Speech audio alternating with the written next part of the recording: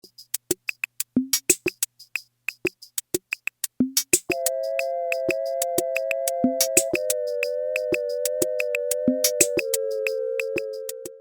guys, welcome back to 90 Feet From Home. I'm your host Ashley, and I'm just gonna take a brief moment to thank the weather gods. I'm recording this at the beginning of September, and it is the first time since I think May that I have not been just a melting puddle of disgustingness in my office underneath the beautiful lights and the baking sun. I am a big fan of fall, so I am very happy to not be sweating up a storm and looking super shiny and disgusting for you guys. Maybe that's TMI. I don't know. Welcome to 90 Feet From Home. Today we are going to talk about stolen bases and defensive indifference. Now, at the most basic level, stealing bases is what happens when a base runner advances to a base that they are not officially entitled to. Now, what does entitlement mean in terms of bases? You're entitled to first base if you hit a single. You're entitled to a double if you hit a ground rule double out into the outfield, or a long ball out into the outfield that is, not a quick return. Those are natural advancements on base. You're also entitled to the next base if the batter after you hits a single, or if the pitcher balks, and I'm gonna leave our video about balks up here. You're also entitled to a base if the outfielder miscounts a ball. That's another video we did, because then you're automatically rewarded the next base if they throw that ball away, having counted the outs wrong. There are tons and tons of ways for a base runner to officially advance to the next base. What base stealing is that base runner takes an opportunity to take advantage of a lull in play, or perhaps the fielders around them not paying attention because there's a batter at the plate, and advancing to the next base just by basically running for it. Now, why would you take the risk? If you're running when you're not actually entitled to that base, you do increase the likelihood of being tagged out by one of the defensive players. But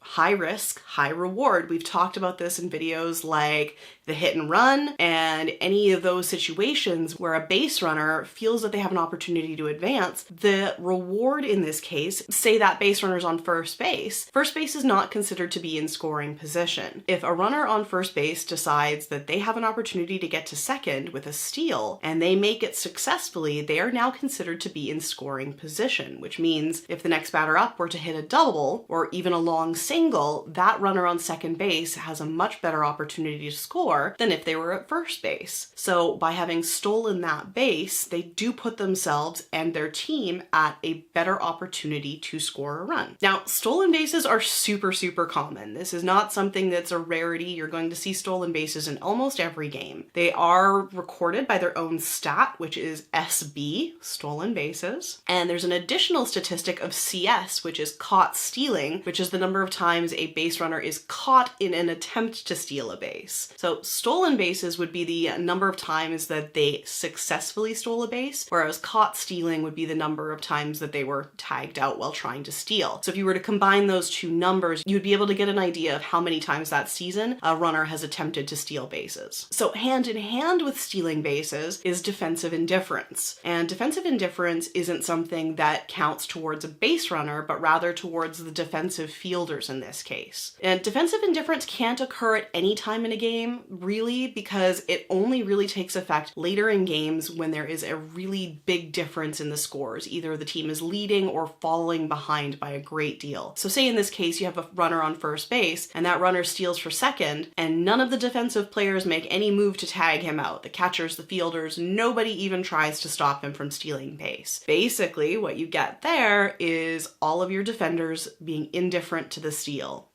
Defensive indifference. They just kind of let it happen because either they're so far behind, another run scoring really won't impact them, or they're so far ahead, there's no point in trying to make that play and perhaps overthrow second base if you're the catcher. They just kind of let it go. And in that instance, the game's official scorer may end up scoring that play as defensive indifference. If a play is considered to be defensive indifference, that base runner is actually not awarded a stolen base base for their statistics. The official ruling is that it's defensive indifference rather than a stolen base, meaning it kind of goes towards the defense rather than being credited towards the base runner. So there's a slight difference there, being that if the defense actually tries to stop the base running and the base runner is successful, then that will be called a stolen base. Whereas if a base runner steals for another base and it's late in the game and nobody really cares whether or not they steal that base, it's probably going to be scored as defensive indifference. So it's a little bit different, kind of like our wild pitch versus passed ball, where it kind of depends on who's at fault or who's kind of the focus of the move. You'll see that it can be credited differently in different situations. So they're kind of the same thing, but different. And I hope that gives you a better idea when you see that come up in future games. If something is called defensive indifference or a stolen base, you understand why and which is which. So I hope that cleared that one up. Remember to give the video a big thumbs up down below if you liked it, leave a comment. Remember to hit that subscribe button, ring the bell if you want to be notified every Tuesday, Thursday, and Saturday when a new episode goes live. And of course, you can always follow me on social media where I'm at 90 Feet From Home on Facebook, Twitter, and Instagram. Until next time, guys, have an awesome day. Bye!